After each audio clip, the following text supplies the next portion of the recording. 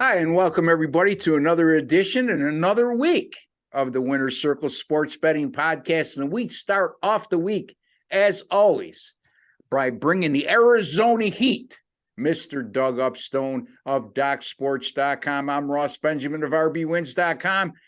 Without further ado, Dougie, how are you? I'm doing well, Ross. Coming off a nice 4-1 day overall on a Sunday, so that was good, and so happy about that. What is it? 7 out of 8 winning weeks in the NFL, and football best bets now 9-2-1.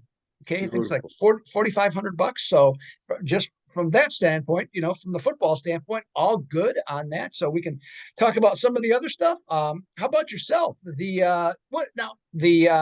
Could a Hollywood script, they wouldn't even come up with what happened at the beginning of the Buffalo game yesterday. I mean, because it would be absurd to think something like that could occur. And by the way, DeMar Hamlin got released from the hospital today. Yes, and he's already back in Buffalo. So wonderful. That is tremendous news. No matter who your allegiance is to in the NFL, that's great news. It's a human being that went through a terrible situation and at one resuscitation on the field. His heart stopped beating. Here he is, not much longer. A week later? A week? Yeah, later? a week later. He's out of the hospital and back in Buffalo. Thank God.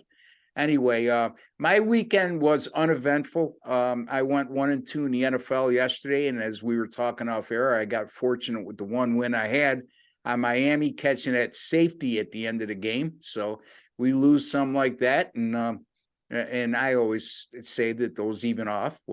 Doug, you'll never, ever convince Doug of this saying.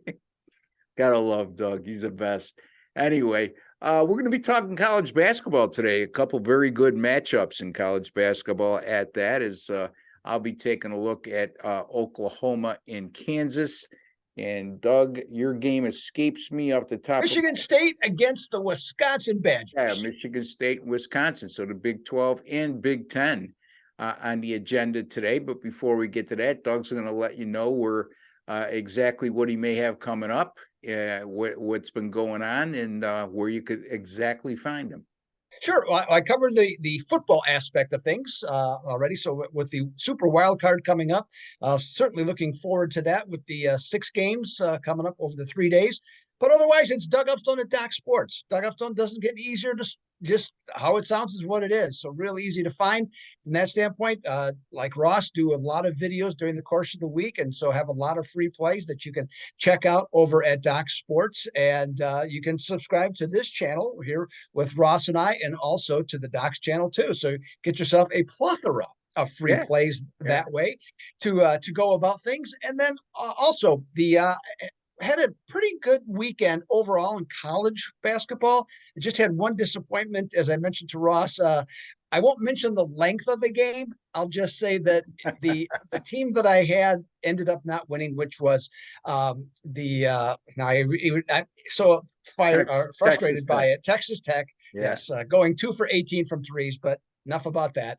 But NBA, nice little run, 60%, okay, most recently in the NBA on that. And then also hockey had a couple of rough days, but bounced back last 2 days with winners. So we got some things, heading in the right direction from that standpoint. So just was a solid weekend overall. And as far as what's coming up, well, hey, we know what to expect. College basketball, all the conference games, NBA, NHL, all of that stuff. So it's all rock solid right there, Ross.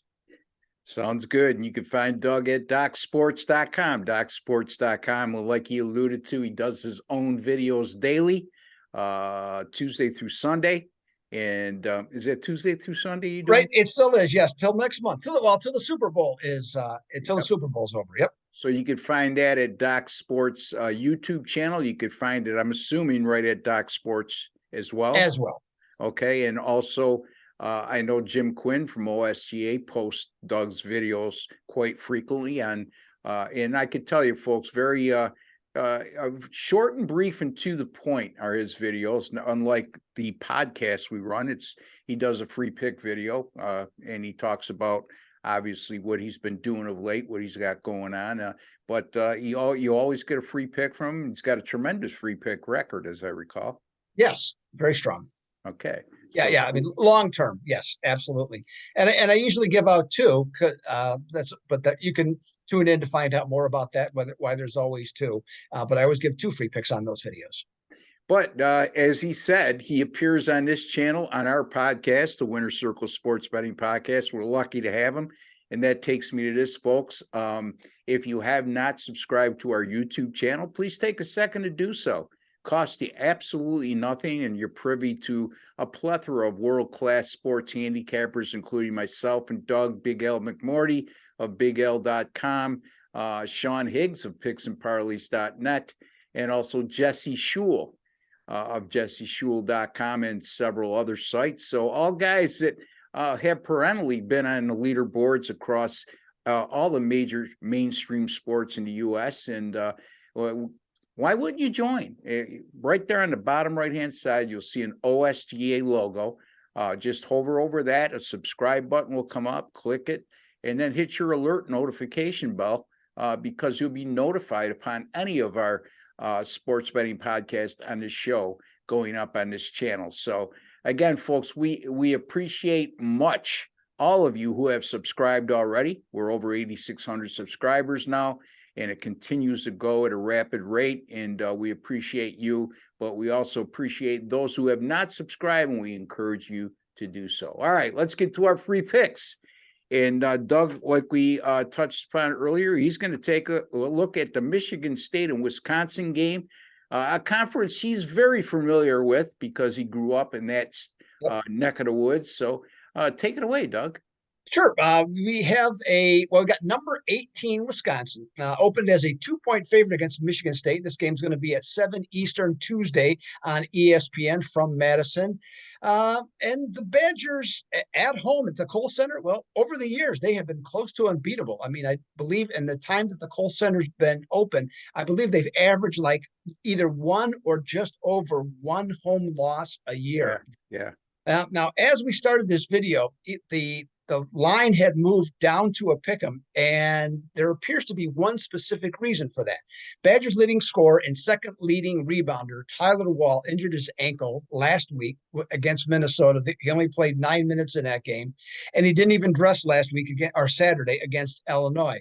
And it's not a coincidence that Wisconsin, even though they beat Minnesota, they failed to cover the -12 and only won by 3 against really what is a very mediocre Golden Gophers team. And they fell behind by double digits at Champaign. And really, they really had, if you watch the game, they had no chance to catch up. So this is the thing going into this game. To me, it's the most important factor going into the game is that you need to follow the injury reports on Wall, okay, to see if he's going to play. If he's going to play, this is my opinion of how Greg Gard, their coach, does things. If he's going to play, that means he's at least 80%, okay, healthy. Because the one thing I've seen about Gard when he's had injured players is he'd rather have a player come one game too late than have a guy come back one game too early, okay, from that standpoint. Now, Michigan State, this team to me has gotten back to basics from more recent vintage teams. Rebounding and defense. This is not a great shooting team, but they're +4 in rebounding. They're holding the opposing teams to under 40%. This is not a ultra talented Spartans team either. And I kind of got the feeling this is almost on purpose by Izzo, maybe because of his age, maybe because just his preference at this point of his career. But he's not getting the top recruits, but he's getting the players that have talent, but that fit the culture. Okay, yeah. So I think that's a big thing. And what does that mean? Players that are less self-centered. Now, I have no inside knowledge, to be perfectly frank, if Wall is going to play. But one thing I did do, okay, once that I knew I was going to have to talk about this game, called a friend of mine, okay, in Madison, season ticket holder. I said, I need some information. Is Wall going to play? He said he doesn't know for sure either, but he said the buzz around the program is that he will play, okay, on Tuesday. So from that standpoint, so take that for whatever it's worth on this one. So with that, to me, the still the most important thing in terms of betting this game from your perspective, me talking to you about it, is what happens with Wall. If Wall plays, I would take Wisconsin. But if he doesn't, I'd probably lean towards Michigan State. Because I'm doing the video with Ross here, I got to give a pick, right? Okay. So I'm going to go with Wisconsin on this one, going with what my friend said. And it's interesting to note two things. Number one, the underdog, when the last 9 times these teams have played, the underdog, or I should say, I'm sorry, the last 8 times they have played, the underdog is 8-0 against the spread when they have alternated going home and home, okay, as far as the home court. And there was one other game back in 2017 that was a pick'em that was in there, like this one is right now. So I'm going to say take Wisconsin on this one. And with this, something else to keep in mind. Whiskey is 11-0 against the spread when the line is +3 to -3, winning by an average of 5.8 points. Okay. Take Wisconsin on ESPN Tuesday night.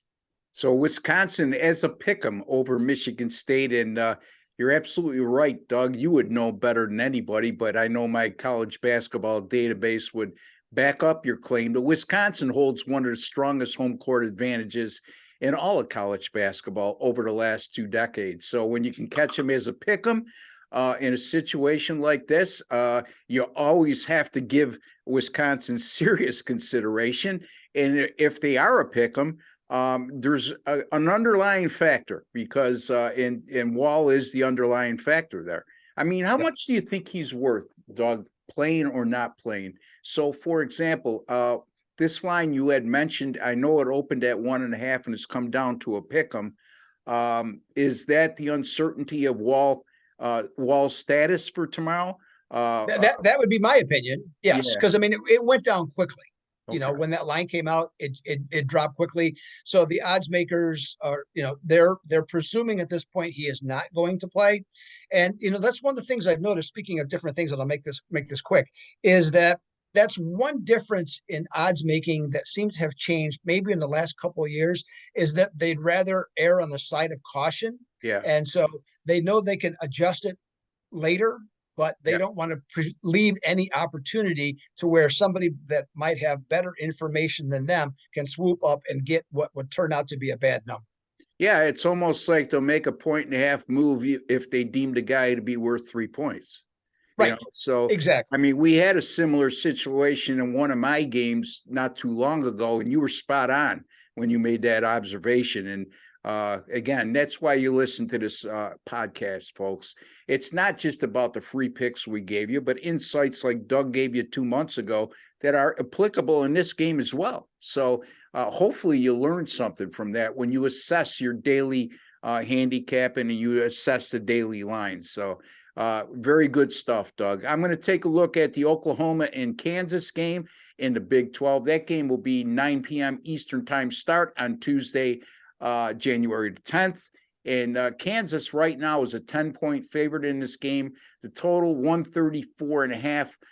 These teams met twice last year like they normally do, and Kansas won on both occasions, but it must be noted those victories came only by scores of 71-69 and 67-64.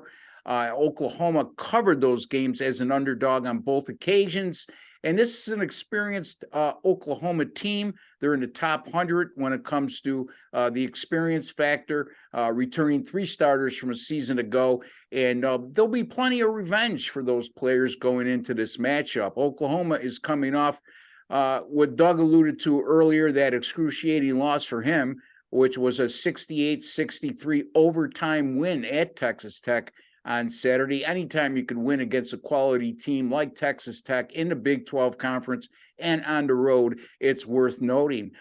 This is an Oklahoma team that can be very frustrating to play against. They're very deliberate offensively, Doug. As a matter of fact, in terms of tempo, I think they're like 348 out of 363 in terms of adjusted tempo, and also in time of possession.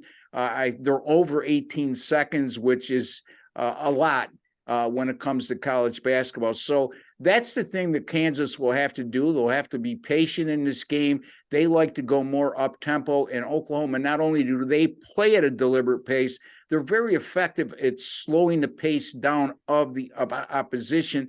And on top of that, the great equalizer in college basketball always has been the ability to knock down three-point shots. And Oklahoma is very good at that. They don't take a ton of them, but they're number 21 in the nation right now in three-point shooting at 38.2%. And by the way, they defend the three awfully well, as Doug alluded to in that Texas Tech matchup, holding the Red Raiders to 2 for 18. And that's not a fluke, because they're number 6 in the country, holding opponents to 26.9% three-point shooting this year. Now, Oklahoma's 10-5, but it's a little bit misleading. Like Kansas, they played a very tough schedule, and 4 of their 5 losses have come by 4 points or less. So this is a team that's a lot closer to being somewhere around 13-2 than 10-5 with a little bit of luck, but it is what it is.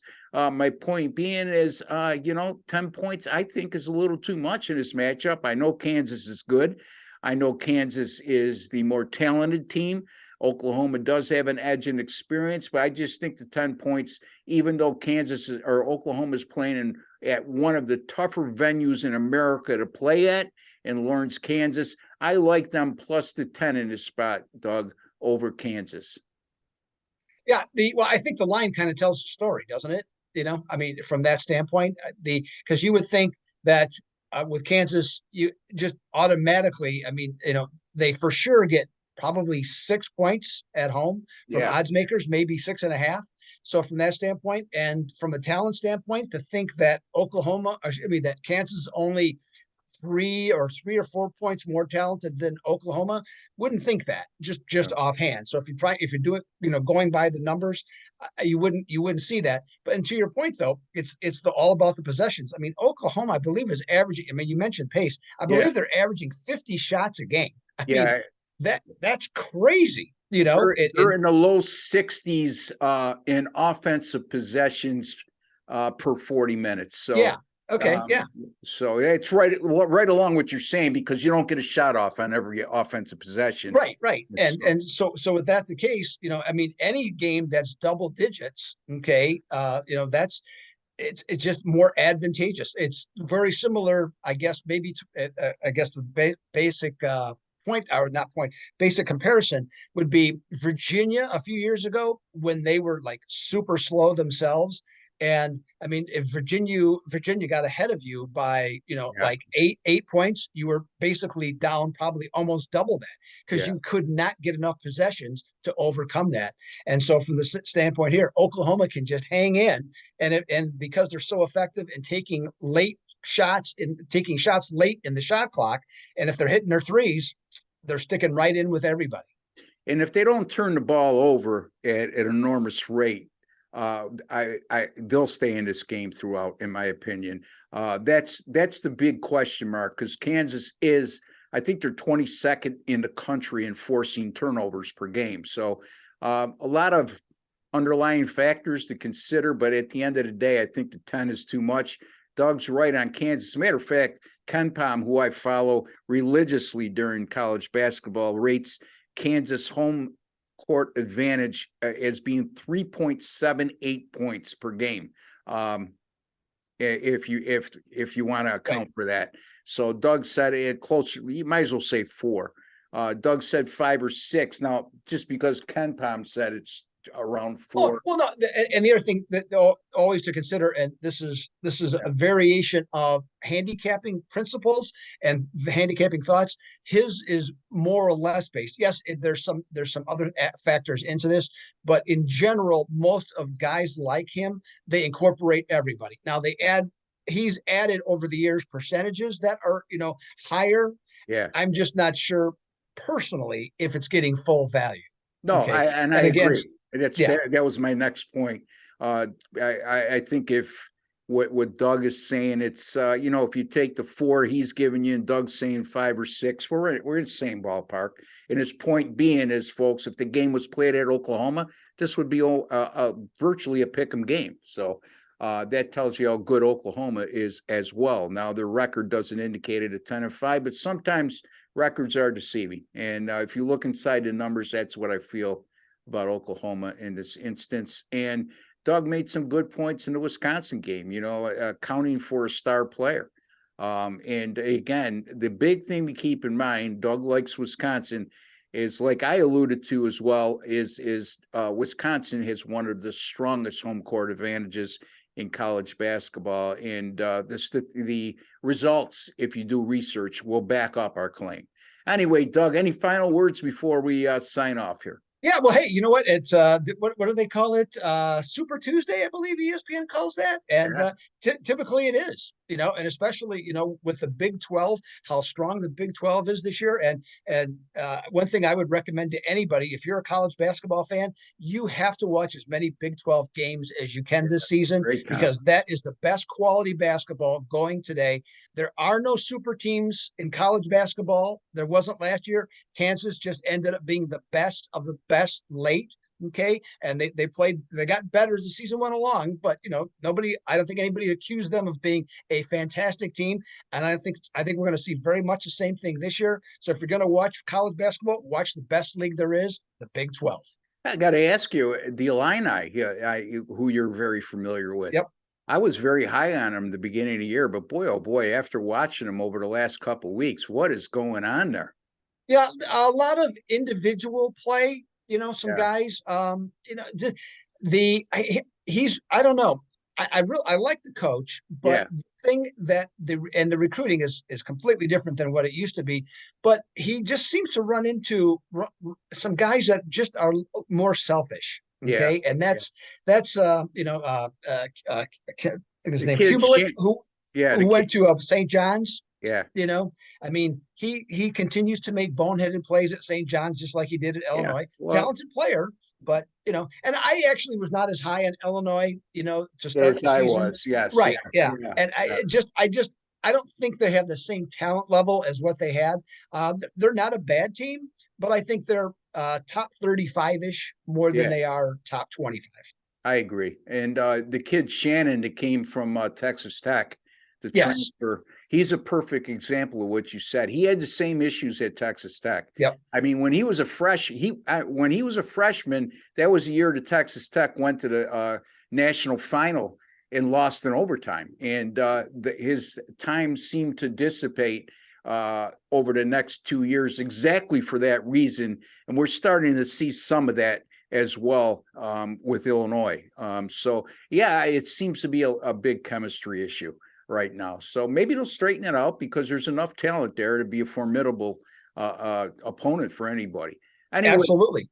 Doug will be back with us on Thursday. We'll be discussing the NFL playoffs at that time. I'll be back tomorrow with Sean Higgs with 2 more college basketball free picks. Big Al McMorty will be with us on Wednesday along with Sean Higgs, as we'll be covering the NFL playoffs on Wednesday as well. So until the next time, for Doug Upstone and Ross Benjamin, we like to wish each and every one of you all the very best. Take care and God bless, folks.